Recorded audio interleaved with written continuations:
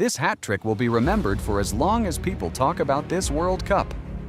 Lionel Messi, 38 years old, equaling the all-time World Cup goal record. Argentina won 3-0. It should have been one of the cleanest stories of this tournament. The greatest player of his generation, one final towering performance. Instead, 3 days later, something happened that changed the entire conversation. Algeria's Football Federation sent a formal letter straight to FIFA headquarters. This is not a fan complaint. This is an official institutional protest. So what actually triggered this? Algeria's complaint centers on two specific incidents, both in the first half, both involving Argentina players, both, according to Algeria, left completely unpunished. The first incident, the one the world already debated. In the 32nd minute, Messi's studs made contact with Algerian defender Issa Mandi. Raking down from knee to ankle, Mandi went down. He needed treatment. The referee blew his whistle for the foul. But no card. No pause for a pitch-side review. VAR examined the footage from multiple angles and found no clear and obvious error. Play continued like nothing happened. Algeria's federation says this was a send-off worthy offense, and that VAR exists specifically to correct decisions like this. The second incident has received far less attention, but to Algeria, it's just as serious. Liverpool midfielder Alexis McAllister allegedly struck 18-year-old Algerian forward Ibrahim Maza with what Algeria's federation describes as a deliberate elbow, away from the ball, away from the referee's line of sight. The officiating crew ignored it entirely. No foul, no review, no card, no acknowledgement that the contact even happened. Put both incidents together, and Algeria's argument becomes specific, not emotional, structured. Their case is this: had both moments been correctly assessed, Argentina could have played the better part of an entire half with 10 men. A team missing one of its most influential attackers for that long changes everything about a match. Here's where context becomes essential. This is not the first time Algeria's federation has taken this exact path. In 2022, Algeria was eliminated from World Cup qualification by Cameroon on away goals. In the dying seconds of extra time, the federation called the officiating scandalous. They demanded a replay. It was reviewed and denied. Algeria did not go to Qatar, then earlier this year, eliminated from the Africa Cup of Nations by Nigeria. Same formal process again, a complaint to both CAF and FIFA, this time with ugly scenes on the pitch itself. The referee had to be physically escorted away. Algeria was fined $100,000. Their appeal is still ongoing. Now, a World Cup against Argentina. 3 major tournaments, under 4 years. Algeria's federation has formally challenged officiating in every single one, and Algeria's complaint doesn't exist in isolation. This is the third major VAR controversy of this tournament's opening week alone. The first came in Switzerland versus Qatar. A penalty awarded and upheld after an offside review.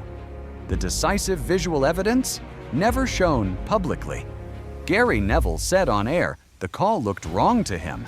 Ian Wright called the lack of transparency scandalous, said FIFA appeared to do whatever it wanted, regardless of scrutiny. The second controversy was the Messi incident itself, debated by broadcasters and former professionals before Algeria even filed anything.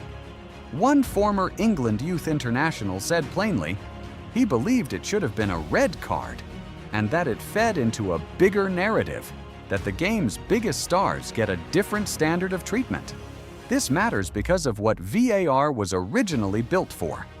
It exists specifically to correct decisive, match-altering errors.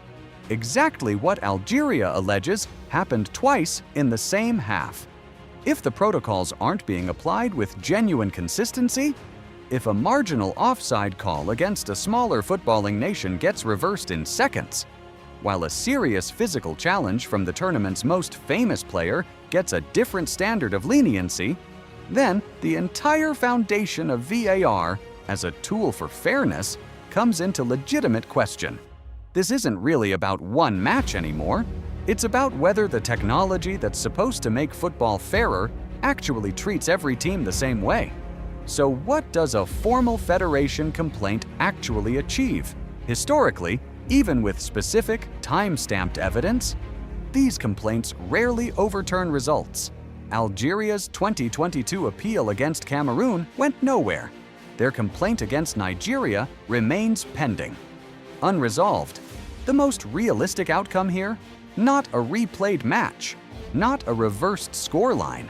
At most, an internal review of the officiating team, possibly affecting future match appointments.